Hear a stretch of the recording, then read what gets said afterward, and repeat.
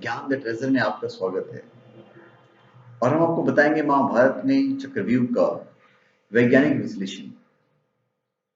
चक्रव्यूह क्या था और क्यों चक्रव्यूह युद्ध का निर्णय कर सकता था? सूर्य, चंद्र, मंगल, बृहस्पति, शनि, बुध, शुक्र, राहु और केतु जो 9 ग्रह हैं, उसकी गति के अनुपात में व्यूह की रचना को चक्रव्यूह कहते हैं।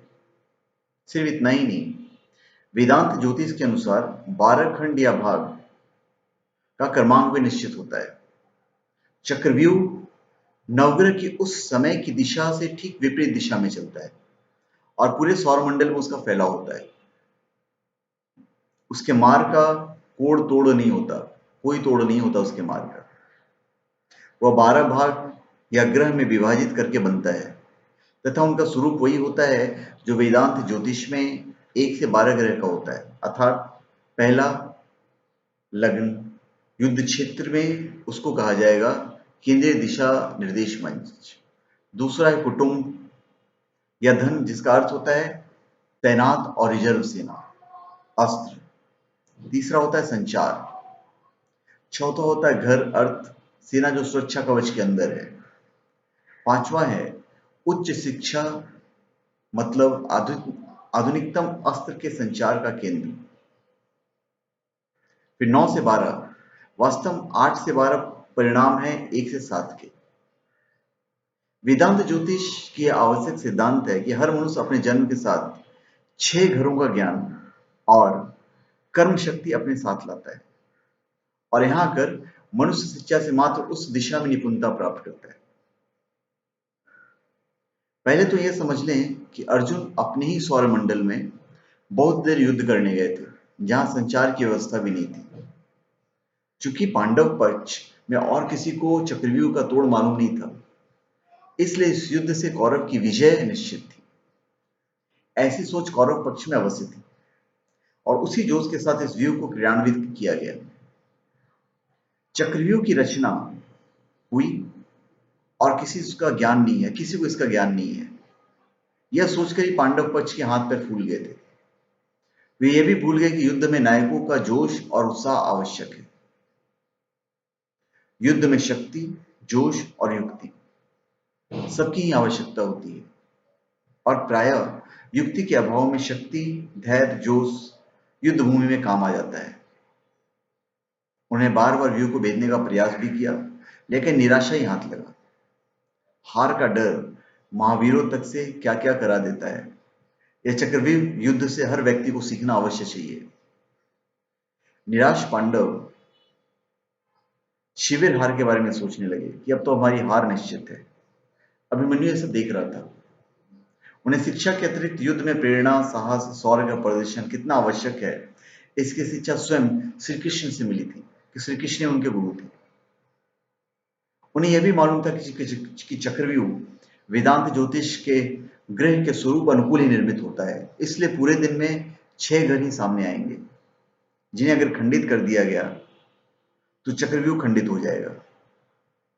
युवा वीर ने इस बात का कोई महत्व नहीं दिया कि इसके उपरांत विज्ञान के अभाव में व्यूह से बाहर कैसे निकल पाएंगे या निकल पाएंगे भी या नहीं।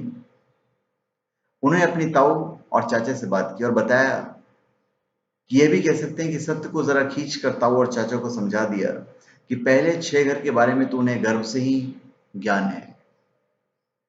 जोश में आकर भीम बोले कि 7वें का मार्ग तो मैं अपनी गदा से बना लेंगे, मरता क्या न करता। तय हुआ। अभिमन्यु के नेतृत्व में युद्ध के लिए पांडव पक्ष निकल पड़े, लेकिन सुबह की बार बार की हार अपने मस्तिष्क से नहीं निकाल पाए और अभिमन्यु तो चक्रव्यूह में प्रवेश कर गए, लेकिन बाकी मुख्य पांडव असमर्थ रहे। फिर से समझ लें, ना तो अभिमन्यु के व्यूह कैसे भेदा जाएगा इसका ज्ञान था और न ही पांडवों को, लेकिन अभिमन्यु में साहस था और इस साहस के कारण उनके लिए इतना ज्ञान ही पर्याप्त था कि वेदांत ज्योतिष के अनुसार सारे मुख्य घर स्वयं दिन भर में उनके सामने आएंगे और आगे अपने शौर्य और वीरता से मार्ग निश्चित करेंगे। पूरे दिन वीर अभिमन्यु और उनकी टोली ने भीषण युद्ध करती रही और वास्तव में शाम होते होते 7वें घर में प्रवेश कर गई। युद्ध धीरे धीरे उग्र होता जा रहा था। युक्ति के अभाव में अभिमन्यु समझ रहे थे कि निकलना आसान नहीं होगा। उन्हें महत्वपूर्ण सैनिक ठिकाने भी ध्वंस करने शुरू कर दिए। अब उन्हें ना तो मौत का डर था और ना ही हार का। उन्हें इतना भीषण युद्ध किया कि कौरव युद्ध के सारे नियम भूल गए और एक साथ अभिमन्यु से भिड़ गए। लेकिन अभिमन्यु के सामने एक संकल्प था।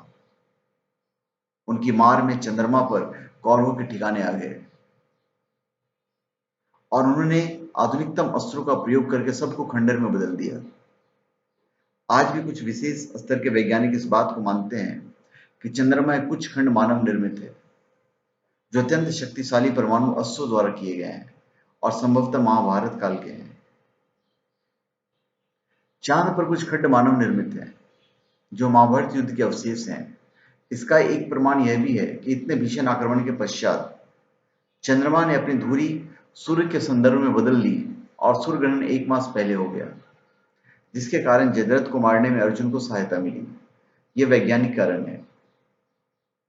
वैसे तो चलिए कृष्ण ने बादल लेके आ गए, ये सब लेके आ गए, वो आध्यात्म है या मानना है। हकीकत में ये हुआ है। अनेक यानों से एक साथ आक्रमण बार बार हो रहा था। कौरव युद्ध के सारे नियम भूल चुके थे। अभिमन्यु बुरी तरह से घायल हो गए थे और युद्ध के नियम के अनुसार उन्हें पृथ्वी पर उपचार के लिए लाया जा रहा था कि कौरवों के मुख्य नायकों ने उन्हें घेर लिया। अत्यंत घायल अवस्था में भी उनको जो भी हाथ में आया उसी से वे लड़ते रहे और अंत में गिर पड़े। तब जयद्रथ ने उनके सिर पर वार किया। अभिमन्यु वीर गति को प्राप्त हुए। वीर कौरवों ने, जिनमें द्रोणाचार्य, कर्ण भी शामिल थे, शव के चारों तरफ खुशियां मनाई कि उन्होंने एक बालक को मार दिया है, जो किसी भी सभ्यता में शर्मनाक माना जाता है। 1000 वर्ष की गुलामी के बाद भारत आजाद हुआ है, लेकिन हमारे धर्मगुरु, हमारे प्राचीन गौरवपूर्ण इतिहास उसका लाभ हमें नहीं देना चाहते हैं, क्योंकि तब हिंदू समाज को कर्मठ बनाना होगा, जो कि इन धर्म गुरुजनों की अगर हमने ऐसा कर दिया तो इन गुरुजनों की दुकानदारी बंद हो जाएगी। एनीवेज, मुद्दा ये नहीं था। मुद्दे पे हम जो बात कर रहे थे ये था कि महाभारत में चक्रव्यूह का वैज्ञानिक विश्लेषण जो मैंने किया आपको। तो धन्यवाद। आप हमारे चैनल पे सब्सक्राइब करें और अपने कमेंट दीजिए। धन्यवाद।